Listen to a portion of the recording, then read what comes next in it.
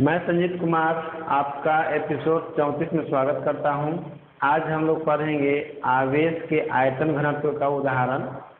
तो टॉपिक लिखिएगा आवेश के आयतन घनत्व का उदाहरण और उसका उदाहरण नंबर 1 लिखिए।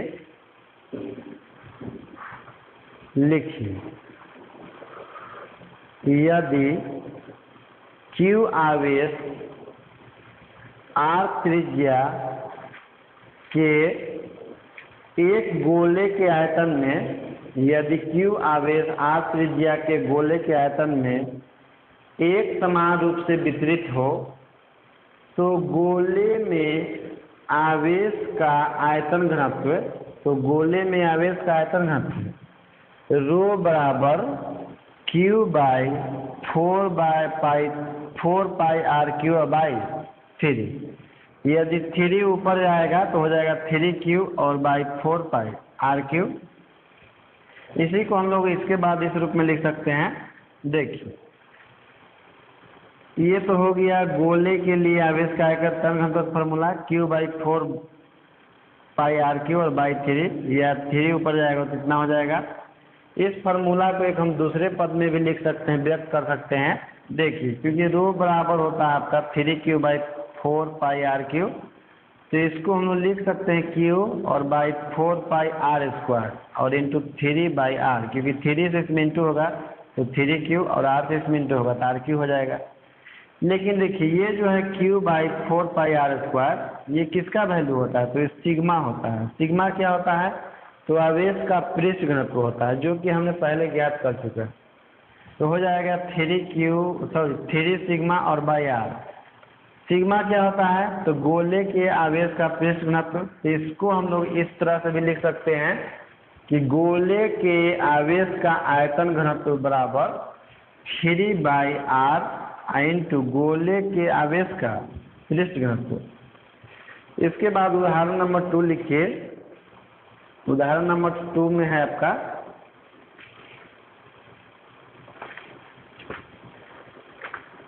लिखिए यदि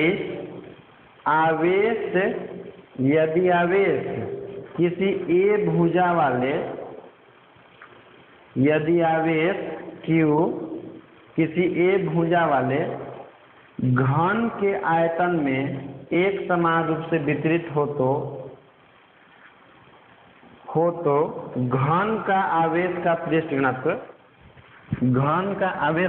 घनत्व रो बराबर Q बाई a क्यू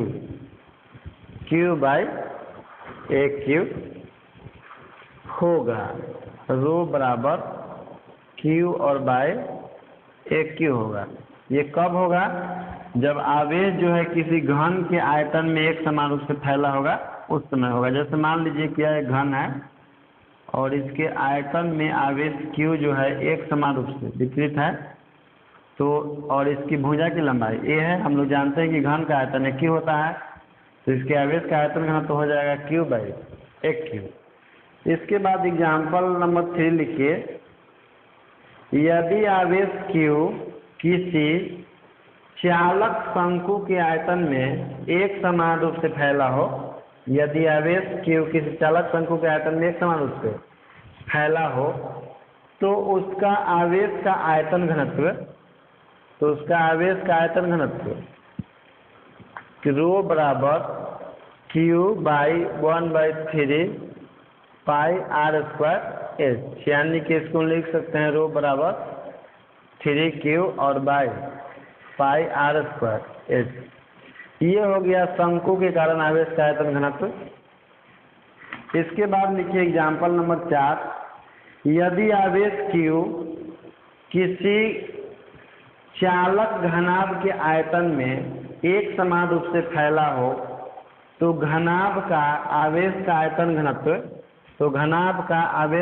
घनत्व रो बराबर Q बाई LBH। तो घनाभ के आवेश का आयतन घनत्व रो बराबर Q बाई LBH। एग्जाम्पल 5 लिखिएगा। यदि आवेश Q किसी बेलनाकार चालक के यदि आवेश Q किसी बेलनाकार चालक के आयतन में एक समान रूप से फैला हो तो उसका आवेश का आयतन घनत्व रो बराबर Q by pi are square H होगा। पाई आर स्क्वायर एच होगा। जैसे कि मान लीजिए कि यह बेलन है और बेलन का हम लोग जानते हैं कि हाइट होता है एच, या एल से भी हम लिख सकते हैं, और इसके संपूर्ण आयतन में आवेश Q जो है एक समान रूप से फैला हुआ है। तो बेलन का आवेश का पृष्ठ सिग्मा बराबर rho is equal to Q by pi are square H होगा। इसके बाद एक नोट लिखिएगा या एक टॉपिक लिख लीजिए। टॉपिक लिखिए कि शंकु के आवेश का आयतन घनत्व और बेलन के आवेश के आयतन घनत्व में संबंध। शंकु के आवेश के आयतन घनत्व और बेलन के आवेश का आयतन घनत्व में संबंध। देखिए, हम लोग जानते हैं कि शंकु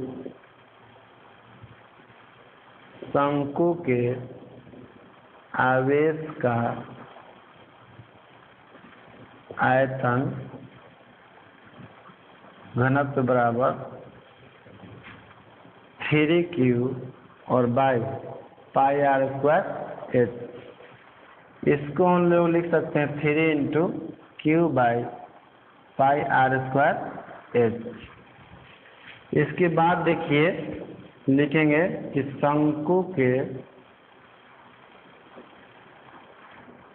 आवेश का आयतन घनत्व बराबर 3 इंटू, देखिए Q by pi are square h जो है किसका आयतन घनत्व होता है, तो ये होता है बेलन का, जो कि अभी हमने लिखा था। तो लिखेंगे Q by pi are square h के स्थान पर बेलन के आवेश का आयतन घनत्व।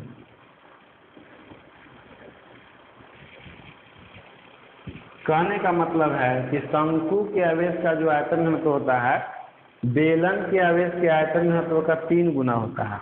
यदि क्वेश्चन में पूछा जाए कि कोई बेलनाकार चालक है और बेलनाकार चालक में आवेश का आयतन घनत्व 4 कूलम प्रति मीटर क्यूब है, तो बताएं कि शंकु के आवेश का आयतन घनत्व कितना होगा, तो उससे 3 गुना हो जाएगा, यानी कि 12 हो जाएगा। तो ये हो गया दोनों के बीच में संबंध। इसके बाद हम लोग अब पढ़ेंगे न्यू टॉपिक यहाँ से। तो हम लोग लिखेंगे परीक्षण आवेश। परीक्षण आवेश जिसको हम लोग बोलते हैं टेस्ट चार्ज। देखिए, परीक्षण आवेश क्या होता है। परीक्षण आवेश हम लोग किसी स्थान पर विद्युत बल की जांच करने के लिए लाते हैं। जैसे मान लीजिए कि कोई आवेश है यहाँ पर और इसके आसपास में कितना दूर तक विद्युत बल काम करता है, उसकी जांच करने के लिए इसके नज़दीक में बाहर से हम लोग क्या करते हैं, कोई आवेश लाते हैं, यह जांच करने के लिए कि उसके कितने दूर में विद्युत बल कर रहा है। तो किसी स्थान पर विद्युत बलों की जांच करने के लिए, यानी कि आकर्षण या प्रतिकर्षण बल की जांच करने के लिए बाहर से हम लोग जो भी आवेश लाते हैं उस आवेश को परीक्षण आवेश कहते हैं। क्यों? क्योंकि उस आवेश को हम लोग इस उद्देश्य से लाते हैं कि हमको किसी स्थान पर विद्युत बलों की जांच करनी होती है कि यहाँ पर विद्युत बल कितना काम कर रहा है। तो परीक्षण आवेश का आप डिफिनेशन लिखिए। किसी स्थान पर विद्युत बलों की जांच करने के लिए बाहर से लाए गए आवेश को परीक्षण आवेश कहते हैं। किसी स्थान पर विद्युत बलों की जांच करने के लिए बाहर से लाए गए आवेश को परीक्षण आवेश कहते हैं। परीक्षण आवेश को Q स्मॉल q से सूचित करते हैं, स्मॉल q से या Q नोट से।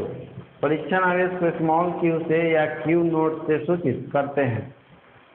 और परीक्षण आवेश का मान हमेशा धनात्मक लेते हैं, और परीक्षण आवेश का मान हमेशा धनात्मक लेते हैं। हो गया। देखिए, यह प्रश्न पूछ सकते हैं कि परीक्षण आवेश का मान आखिर हम लोग धनात्मक क्यों लेते हैं। तो देखिए, हम लोग जानते हैं कि प्रत्येक आवेशित कण का कुछ ना कुछ द्रव्यमान होता है। जैसे मान लीजिए कि यहाँ पर कोई आवेश है और हम लोग किसी आवेशित कण को लाते हैं इसके नज़दीक में, तो चूंकि इस आवेशित कण का भी कुछ ना कुछ द्रव्यमान होगा और इसका भी कुछ ना कुछ द्रव्यमान होगा, और दो द्रव्यमान के वस्तुओं के बीच में गुरुत्वाकर्षण बल काम करता है, जो एक प्रकार का आकर्षण बल है। और यदि यह आवेश ऋण आवेश हुआ तो भी इसके बीच में आकर्षण बल काम करेगा, इसके और इसके बीच में। तो हमको पता ही नहीं चल पाएगा कि इस दोनों के बीच में कौन सा बल लग रहा है, विद्युत बल लग रहा है या गुरुत्वाकर्षण बल लग रहा है। लेकिन ये हम लोग जानते हैं कि दो धन आवेश हमेशा एक दूसरे को प्रतिकर्षित करते हैं। तो दो धन आवेश ही एक दूसरे को प्रतिकर्षित कर सकते हैं और कोई दो आवेश इसको प्रतिकर्षित नहीं कर सकते हैं। इसी कारण से परीक्षण आवेश जो भी हम लोग लाते हैं हमेशा धनात्मक लाते हैं, क्योंकि आकर्षण बल तो विद्युत बल भी होता है और गुरुत्वाकर्षण बल भी होता है, लेकिन प्रतिकर्षण बल जो होता है केवल दो धन आवेश के बीच में ही लगता है। इसलिए परीक्षण आवेश हम लोग क्या लेते हैं, हमेशा धनात्मक लेते हैं।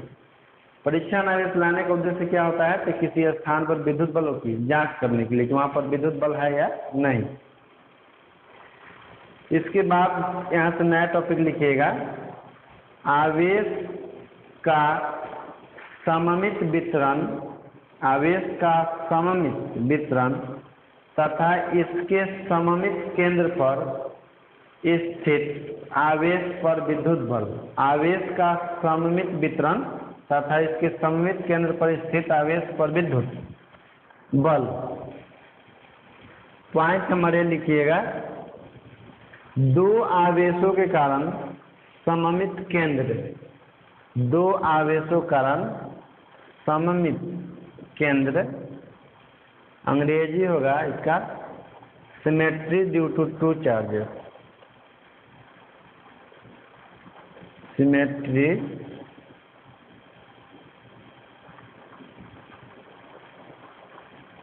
Symmetry centre due to to charges.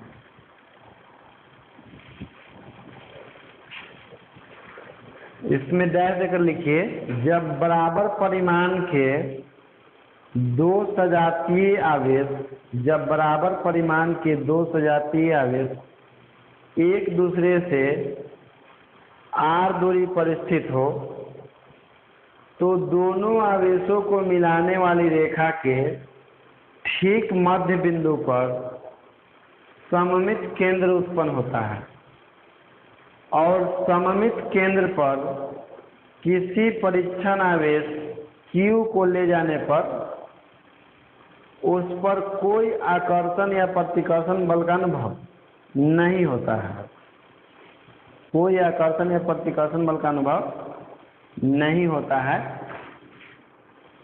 अर्थात परीक्षण आवेश पर लगने वाला बल का मान शून्य होता है, अर्थात परीक्षण आवेश पर लगने वाला बल का मान शून्य होता है।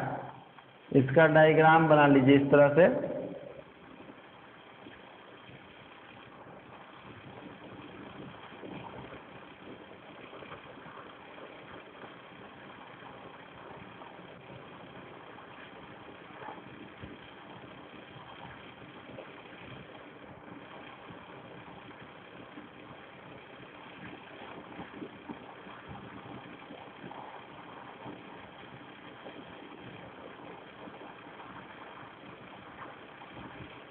देखिए ये दो धन आवेश हैं और दोनों धन आवेश को हम एक रेखा के द्वारा मिला दिए हैं, और इसके ठीक मध्य बिंदु पर, दोनों आवेशों को मिलाने वाली रेखा के ठीक मध्य बिंदु पर एक पॉइंट ऐसा होता है जहाँ पर हम लोग किसी परीक्षण आवेश को लाते हैं तो उस परीक्षण आवेश पर किसी प्रकार के बल का अनुभव नहीं होता है। तो उसी बिंदु को हम लोग बोलते हैं सममित केंद्र। कारण क्योंकि वहाँ पर किसी परीक्षण आवेश को लाने पर उस पर कोई बल नहीं लगता है। इसी तरह से यदि हम लोग यहाँ एक ऋण आवेश रख लें और एक